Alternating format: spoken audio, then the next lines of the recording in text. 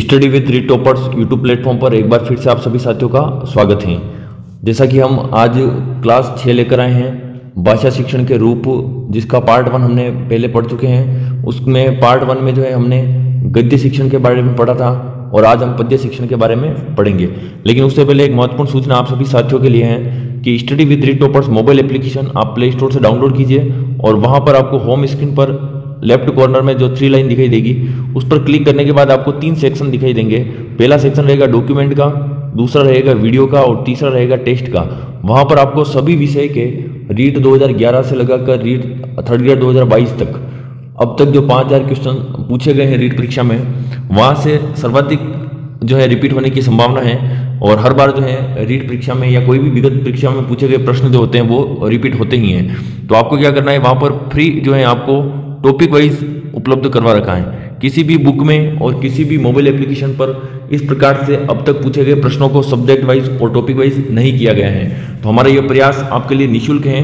आप सभी साथी उससे जुड़े और अपने साथियों के साथ शेयर करें। हमारा उद्देश्य है कि आपको बिल्कुल कम समय में जो है आप पात्रता उत्तीर्ण कर ले और उसके बाद आप अपनी मेंस की तैयारी में जुड़ जाएं। देखिए, चलते हैं हम वीडियो की तरफ। सबसे पहले हम बात करेंगे भाषा शिक्षण के रूप, जहाँ पर हमने पार्ट 1 के अंतर्गत क्लास अपनी 5वीं कक्षा में देखिए आपने पार्ट 1 के अंतर्गत हमने बात की थी गद्य शिक्षण की। आज हम बात करेंगे पार्ट 2 के अंतर्गत पद्य शिक्षण की। उसके बाद क्रमशः हम छोटे छोटे वीडियो के माध्यम से ये सारे टॉपिक क्लियर करवाने वाले हैं। आज के इस टॉपिक से अब तक रीट परीक्षा में 5 से 6 प्रश्न पूछे गए हैं, तो ये टॉपिक आपके लिए बहुत ही वैल्यूएबल है और कैसे प्रश्न यहाँ से पूछे जाएंगे। तो देखिए, पद्य शिक्षण के बारे में हम पढ़ रहे हैं।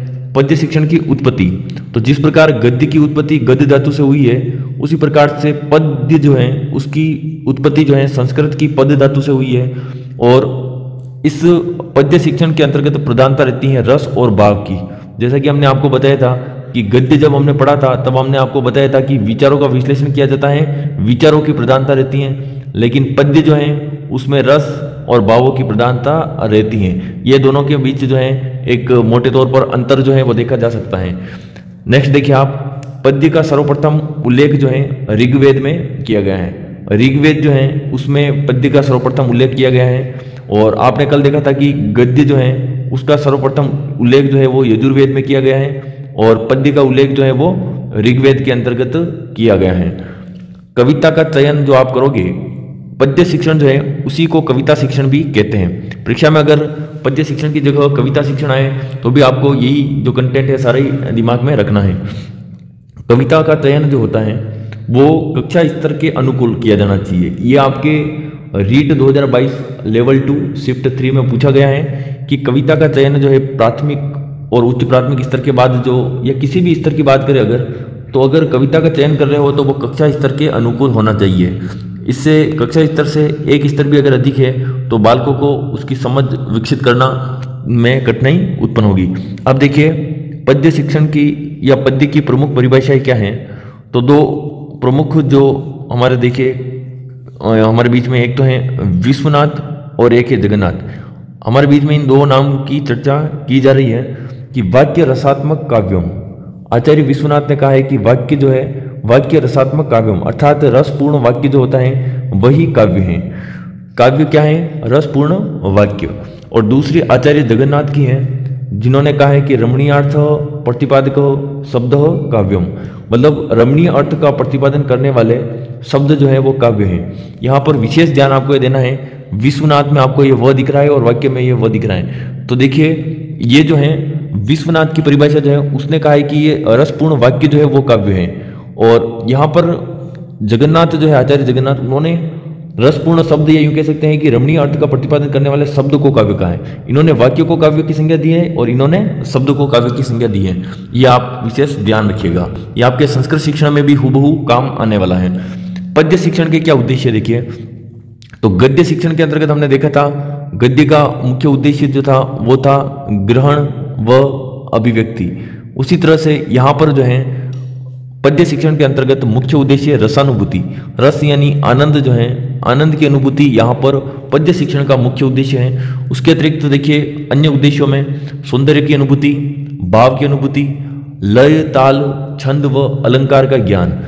देखिए, लय ताल छंद, अलंकार, ये सारी कविता शिक्षण या पद्य शिक्षण से संबंधित हैं। सत्यम शिवम सुंदरम की भावना यानी सौंदर्य बोध की जो भावना है, सौंदर्य अनुभूति, इस भावना का क्या करना है, विकास करना है। नेक्स्ट देखिए आप, ये यहाँ से आपकी शिक्षण विद्या शुरू होती है पद्य शिक्षण की, इन्हीं को जो है कविता शिक्षण की विद्या भी कहते हैं। अब परीक्षा में कैसे प्रश्न आए वो भी हम चर्चा करेंगे। इससे पहले हम देखते हैं कि पद्य शिक्षण की कितनी विधियां हैं मुख्य तौर पर। पहली है गीत विधि, दूसरी अभिनय विधि को ही नाट्य विधि भी कहते हैं, नाट्य या नाटक, ठीक है, क्योंकि अभिनय का मतलब होता है नाट्य। शब्दार्थ कथन विधि या अर्थबोध विधि, दंडान्वय विधि, खंडान्वय विधि या प्रश्नोत्तर विधि, और लास्ट विधि है व्याख्या विधि। और इसी व्याख्या विधि के अंतर्गत हम प्रविधियों के बारे में चर्चा करेंगे, व्यास विधि, तुलना विधि और समीक्षा विधि। अब यहां से प्रश्न कैसे पूछे गए हैं देखिए आप, नर्सरी तथा प्राथमिक स्तर पर पद्य शिक्षण की सर्वश्रेष्ठ विधि कौन सी है? तो नर्सरी और प्राथमिक स्तर पर पद्य शिक्षण की सर्वश्रेष्ठ विधि, और वहां पर ऑप्शंस में एक साथ दिया हुआ था गीत व नाट्य विधि, गीत व नाट्य विधि। तो आपको ध्यान रखना है कि इस प्रकार से प्रश्न पूछा जा सकता है। गीतों के माध्यम से जो शिक्षण होगा वो भी मनोवैज्ञानिक विधि है, और नाटक के माध्यम से जो शिक्षण होगा वो भी, क्योंकि दोनों में रस की अनुभूति हो रही है, और जहां पर रस की, आनंद की अनुभूति हो रही है वह विधि जो है हमेशा मनोवैज्ञानिक विधि होगी। अब थर्ड ग्रेड 2022 लेवल 2 में क्या प्रश्न पूछा गया है देखिए, कविता शिक्षण की विधि नहीं है। अब देखिए यहाँ पर पद्य शिक्षण की जगह कविता शब्द ले लिया है। अब ये फ्लो चार्ट जो है अगर आपको याद है तो ये इस प्रश्न का जवाब आप दे सकते हो, क्योंकि वहां पर पूछा गया था कविता शिक्षण की विधि नहीं है। वहां पर ऑप्शंस में था देखिए सूत्र प्रणाली। सूत्र प्रणाली जो है वो कविता शिक्षण की विधि नहीं है, क्योंकि सूत्र विधि हम आगे पढ़ेंगे। व्याकरण शिक्षण की विधि है जो कि संस्कृत भाषा से उत्पन्न हुई है, संस्कृत भाषा से यहाँ पर हिंदी भाषा में प्रयोग में ली गई है। वहां पर ऑप्शंस में देखिए गीत विधि भी था, उसके अलावा शब्दार्थ कथन विधि था और खंडान्वय विधि था। तो ये तीनों जो है वो पद्य शिक्षण की विधियां हैं। सूत्र विधि जो है वो पद्य शिक्षण की विधि नहीं है। उम्मीद करता हूं आपको समझ में आया होगा। नेक्स्ट देखिए, अब हम एक एक करके सभी शिक्षण विधियों को पढ़ेंगे। पहली विधि है गीत विधि। कुछ विधियां ऐसी है जहां पर आपको ज्यादा दिमाग लगाने की आवश्यकता नहीं है, उनके नाम से ही स्पष्ट हैं। अगर आप थोड़ा सा भी दिमाग लगाते हैं तो आपके आसानी से ये प्रश्न सही हो जाएगा। गीत विधि यानी छोटी कक्षाओं में जो कविताओं के माध्यम से, गीतों के माध्यम से बालक को शिक्षा दी जाती है, उसमें क्या किया जाता है देखिए, प्राथमिक स्तर के लिए उपयोगी है पहली बात तो गीत विधि। दूसरी है इसमें रस की अनुभूति होती है, और रस की अनुभूति जहां भी होगी वो विधि कैसी होगी, मनोवैज्ञानिक विधि।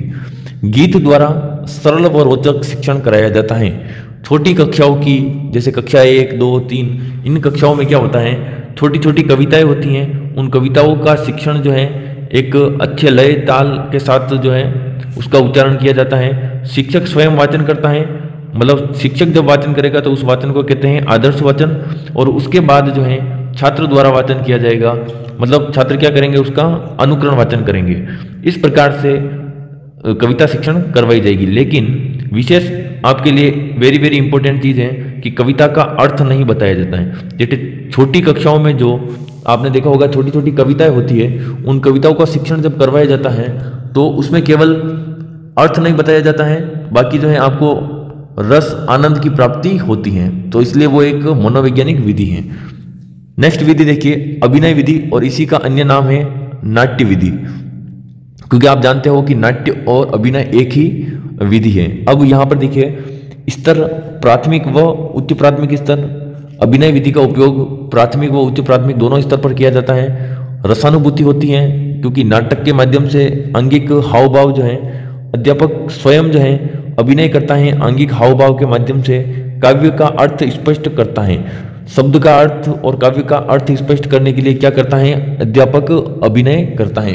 तो यह भी बहुत ही आनंददायी विधि है। और गीत विधि व नाटक विधि, नाट्य विधि या नाट्य विधि का ही अन्य नाम है अभिनय विधि। ये विधि जो है प्राथमिक स्तर पर जो है सर्वश्रेष्ठ विधि है पद्य शिक्षण की। नेक्स्ट हम देखते हैं, ये आपके लिए इंपॉर्टेंट प्रश्न यहाँ से बनेगा। नेक्स्ट देखिए शब्दार्थ कथन या अर्थबोध विधि। तो गद्य की बाती केवल कठिन शब्दों का अर्थ बताया जाता है। ये विधि जो है हम पहले भी पढ़ चुके हैं, किसमें, गद्य शिक्षण के अंतर्गत। वहां पर केवल क्या होता है, अध्यापक जो है केवल कठिन शब्दों का अर्थ बताता है, अध्यापक ही वाचन करता है, और बहुत ही जो है नीरस और निष्क्रिय विधि है। इसमें छात्र नीरस रहता है। अगर छात्र नीरस हैं, रस की प्राप्ति नहीं हो रही है, छात्र सक्रिय नहीं है तो वह विधि कैसी होगी, अमनोवैज्ञानिक विधि होगी। और ये बहुत ही परंपरागत विधि है। व्याख्यान विधि की बात ही, इस विधि में भी क्या किया जाता है, केवल अर्थ बताया जाता है। व्याख्यान विधि में तो फिर भी व्याख्या की जाती है, लेकिन इसमें केवल क्या किया जाता है, अर्थ बताया जाता है। चौथी विधि आपके हैं दंडान्वय विधि। अब देखिए, अन्वय का अर्थ होता है मेल। अन्वय का अर्थ क्या होता है, मेल। मेल यानी होता है जोड़ना, मेल करना या जोड़ना। तो दंडान्वय विधि संस्कृत में भी आपके हैं, वहां भी आपको ध्यान रखना है और यहां भी विशेष तौर पे ध्यान रखना है। पहला अन्वय, अन्वय के जो हैं दो प्रकार हैं, संस्कृत शिक्षण हो चाहे हिंदी शिक्षण हो, अन्वय के दो प्रकार हैं, पहला अन्वय और दूसरा अन्वय। और पहले में है दंडान्वय और दूसरे में है खंडान्वय। ये दोनों अन्वय आपको क्रमों से ध्यान रखने, पहला दंडान्वय और दूसरा खंडान्वय है। दंडान्वय के अंतर्गत जो है व्याकरण संबंधी प्रश्न पूछे जाते हैं और खंडान्वय के अंतर्गत जो है भाषा व साहित्य के संबंधित प्रश्न पूछे जाते हैं। तो यहां पर देखिए दंडान्वय हो जाएगा अपना पहला अन्वय। दंडान्वय में दंड शब्द जो है वो किसका प्रतीक है, तो वो दंड शब्द जो है वो वाक्य का प्रतीक है। दंडान्वय विधि के अंतर्गत अध्यापक जो है वो प्रधान वाक्य को खोजता है। मुख्य वाक्य जो है जिसके आधार पर उस कविता की व्याख्या की जाएगी, उस प्रधान वाक्य को कौन खोजता है, अध्यापक स्वयं जो है उस प्रधान वाक्य को खोजता है। व्याकरण संबंधी प्रश्न उससे पूछता है। इस विधि के अंतर्गत व्याकरण से संबंधित जैसे कर्ता, कर्म, क्रिया आदि से संबंधित प्रश्न पूछने के बाद जो है इस विधि में समझाया जाता है पद्य शिक्षण की दंडान्वय विधि के अंतर्गत। नेक्स्ट देखिए खंडान्वय विधि। यहां से रीट परीक्षा में प्रश्न पूछा गया है कि कविता शिक्षण की प्रश्नोत्तर विधि को अन्य किस नाम से जाना जाता है। तो देखिए खंडान्वय विधि का अन्य नाम है प्रश्नोत्तर विधि, और प्रश्नोत्तर विधि को अगर कविता शिक्षण के अंतर्गत जब पढ़ा जाता है तो उसका नाम हो जाता है खंडान्वय विधि। तो प्रश्नोत्तर विधि जो है उसका अन्य नाम क्या हो गया, खंडान्वय विधि। रीट 2017 लेवल 2 में यह प्रश्न पूछा गया है। प्रश्नोत्तर विधि चूंकि सुकरात ने दी इसलिए इस विधि को सुकराती विधि भी कहते हैं। खंड का अर्थ यहां पर होते हैं टुकड़े और अन्वय का अर्थ होता है मेल। इस विधि में भाव या विचार से संबंधित प्रश्न पूछे जाते हैं। वहां पर देखिए व्याकरण से संबंधित प्रश्न पूछे जा रहे हैं दंडान्वय में, लेकिन यहां खंडान्वय में भाव व विचार से संबंधित प्रश्न पूछे गए हैं। अब लंबी व ऐतिहासिक कविता, लंबी व ऐतिहासिक कविता जो होती हैं उनका अन्वय जो है उनको समझाने के लिए खंडान्वय विधि का प्रयोग किया जाता है, और यह विधि जो है उच्च प्राथमिक स्तर के लिए उपयोगी है। उम्मीद करता हूं आपको कक्षा जो है समझ में आ रही होगी और सारे कॉन्सेप्ट आपके क्लियर हो रहे होंगे। आप अपने अन्य साथियों के साथ भी क्लास को शेयर जरूर कीजिए। देखिए व्याख्या विधि, व्याख्या विधि हमने गद्य शिक्षण के अंतर्गत भी पढ़ा था।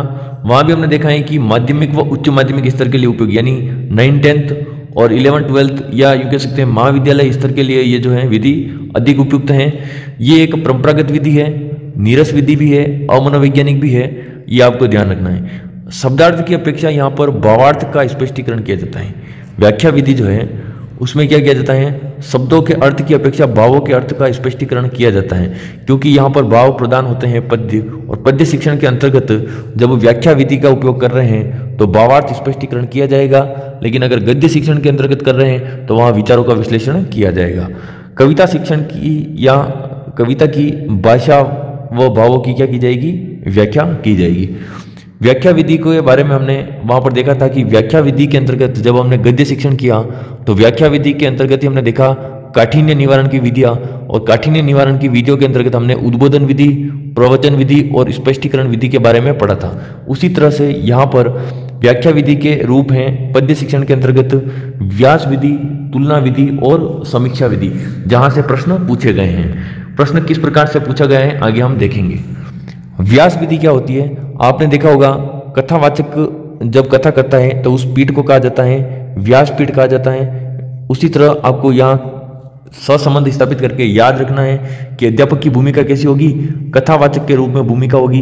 व्याख्या विधि का ही रूप है, क्योंकि यह कोई स्वतंत्र विधि नहीं है, ये एक पूरक विधि है, इसलिए यह व्याख्या विधि का ही रूप है।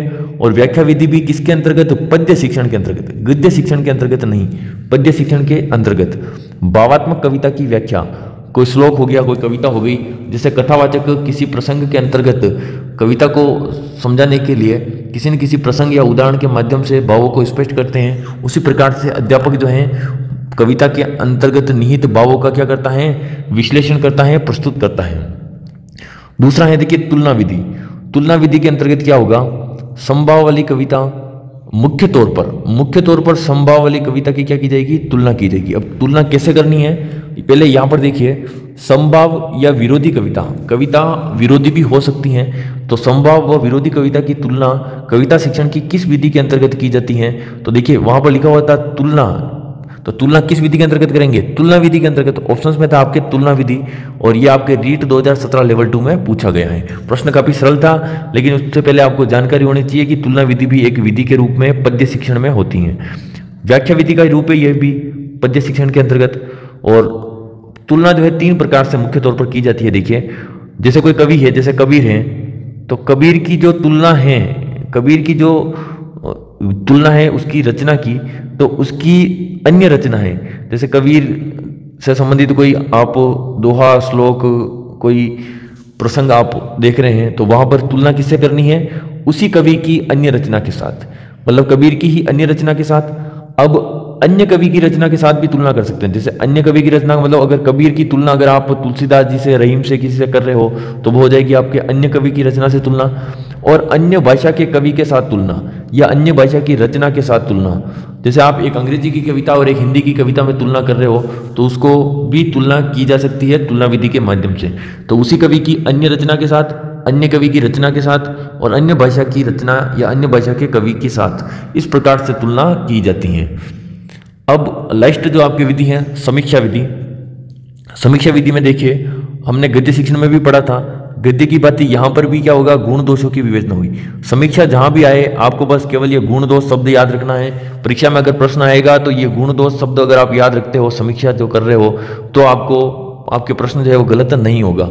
ये भी जो है व्याख्या विधि का ही रूप है पद्य शिक्षण के अंतर्गत। और छात्र सक्रिय रहता है, अध्यापक क्या रहता है, निष्क्रिय, क्योंकि गुण दोषों की तुलना इसमें कौन करता है, छात्र, इसलिए ये उच्च स्तर के लिए जो है उपयोगी है। वैसे भी व्याख्या विधि के जितने भी उपभेद हैं यहाँ पर पद्य शिक्षण के अंतर्गत, सारे उच्च कक्षाओं के लिए ही उपयोगी हैं। उम्मीद करता हूँ वीडियो आपको समझ में आया होगा। आप अपने साथियों के साथ, अपने कॉलेज ग्रुप्स या अपने कोचिंग ग्रुप्स जो भी हैं, उनमें शेयर कीजिए, ताकि हम भी जो है आगे जल्दी से जल्दी आपके लिए शिक्षण वीडियो की सारी विषय की करवा सकें। मिलते हैं नेक्स्ट वीडियो।